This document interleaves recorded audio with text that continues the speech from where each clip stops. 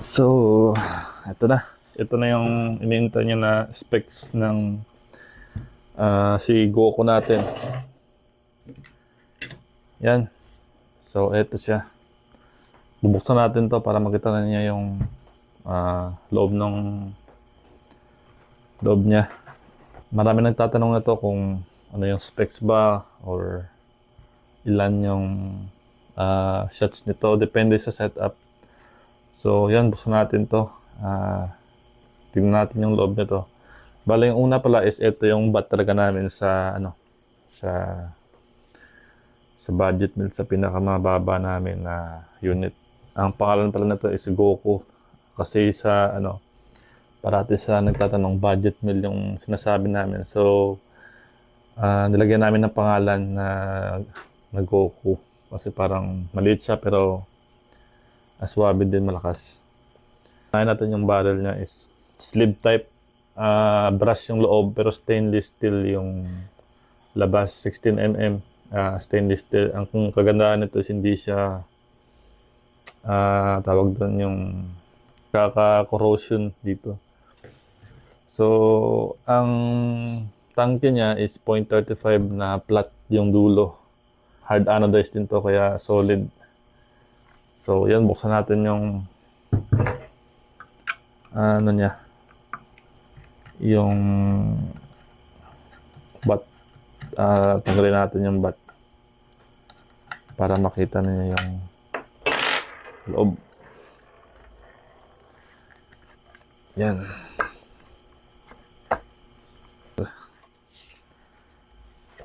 Yan. Sobrang fit. Ito yung bat niya. Lagay natin dyan. Basta natin dito sa trigger niya. Meron siya ditong dalawang lock. Yan. Bale, ito palang unit ito is kay Serenji. Yan. Ito yung trigger niya. So, ang specs ito is T6 aluminum. Yung hammer niya is stainless steel. Yung trigger niya is stainless steel din. Yung housing ng spring dito sa adjustment ng hammer is stainless steel din. So, mayroon siyang adjustment dito sa kung gusto mo kung gaano kalambot or gaano katigas yung ito yung trigger mo. So, pwede mo siyang i-adjust dito. Yan. Merong maliit na alin sa loob. Pwede mo siyang i-adjust sa malambot or matigas. So, ikaw nang bahala. So, yan. Yan yung trigger niya. So, dito tayo sa pinaka-receiver niya. So, meron siyang 24 inches na barrel na sleeve type na brass yung loob. 12 grooves. Meron siyang lock dito na 3 allen. Yan. So, yung haba ng ng receiver niya is 5 inches.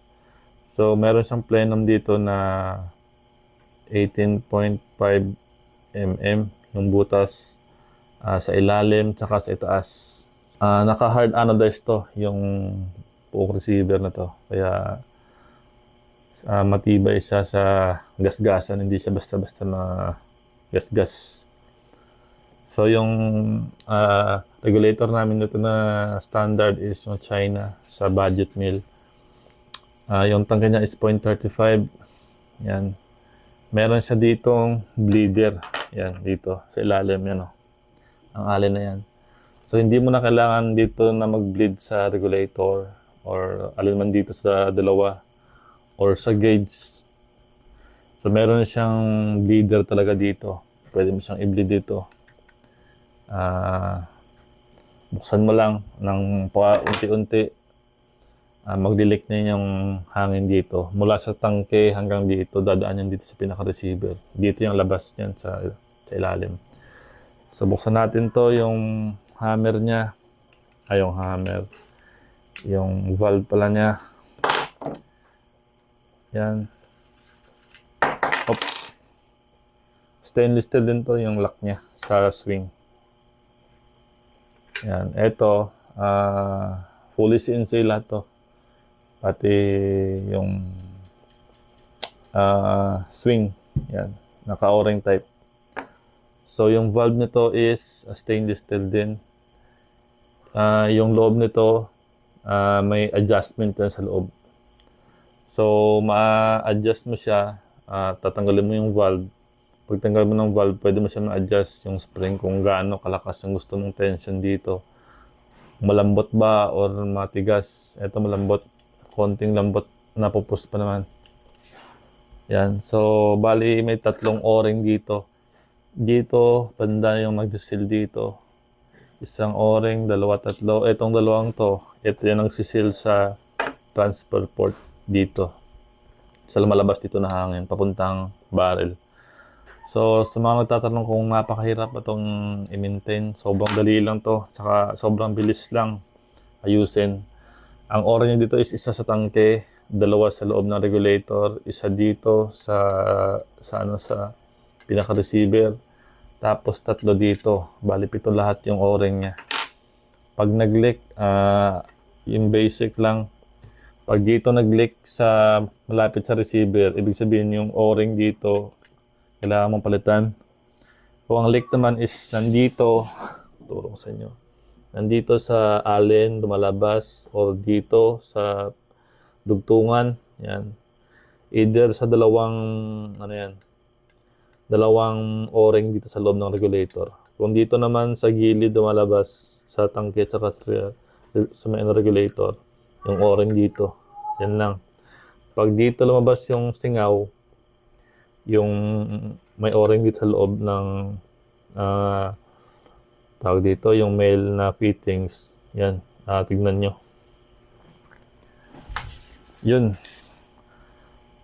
Tsaka dito, mayroon din ditong o-ring, pero pinalitan ko siya ng plastic para hindi din siya sisingaw. So, mas magandang klase yan kaysa sa o-ring type. Parang acetal din. So, yun. Napakasimple ng design, tsaka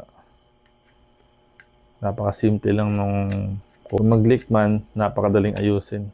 So, sa mga nagtatanong kung ilang shots count ba ang kaya nito. So, depende sa setup mo kung mataas yung MB mo.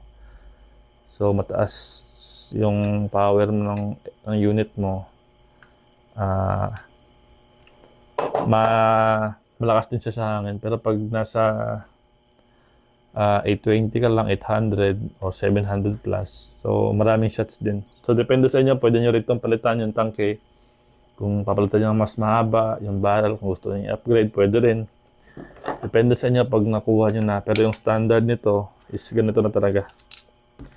Pwede nyo rin i-add kung gusto nyo. Meron din tayong available na mga ibang brand na barrel or pump meron din.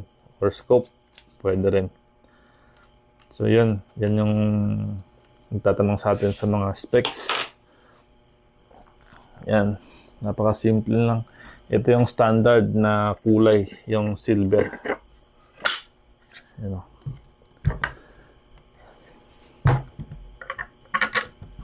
Break natin yung lock na M6. Yung tangke niya is ikli talaga.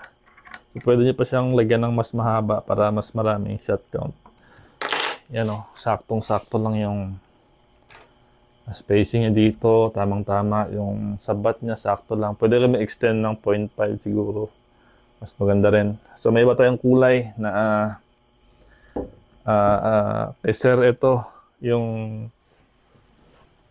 unit sa kasamahan ni sir Clyde. Yan, na-testing ko na rin to nung nakaraan. So, sasabay ko to papadala dito sa kay Sir Renji. So, yan, kulay pula naman yung kanyang gusto. So, nag-add din siya sa kulay. Magdugtog siya ng silencer, yan. Ganun din. Kaparehas lang to halos. Yan o. Yan. Up. Yan, kaparehas lang yan.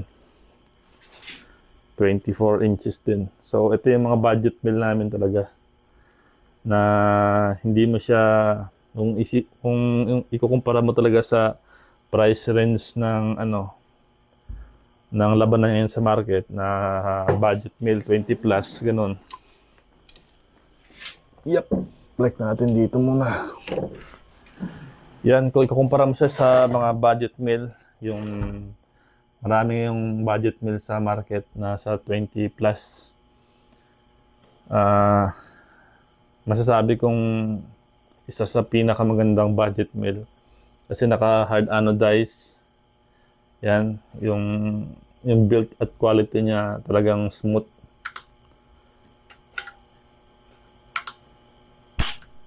So, lahat naman ng problema namin, basta customer namin, any na question niya o kailangan niya ng update or ano, kung masira man yung unit niya, pwede niyang kami tawagan or ipaalis sa amin anytime. Walang problema. Basta sa amin yung unit, sagot namin yan yung information na kailangan nila sa pag-aayos. Tutulungan namin sila sa mga parts na kailangan nila kung gusto nilang i-upgrade or ano mang gusto nila. Tutulungan namin sila. Walang problema pag sa amin yung unit. So, sagot namin lahat ng information dito. Tsaka kung ano man yung kailangan nila na katanungan, sasagutin namin dito sa unit na to. So, yun lang. Wala kang makikitang ganito tingin ko kaganda na sa budget niya na 28.5. Yan yung quality niya. Yan. 28.5 lang yan, pero solid. So yun lang sa mga nagtatanong nito ng budget meal namin na specs. So siguro nasagot ko na. Yan. Bye.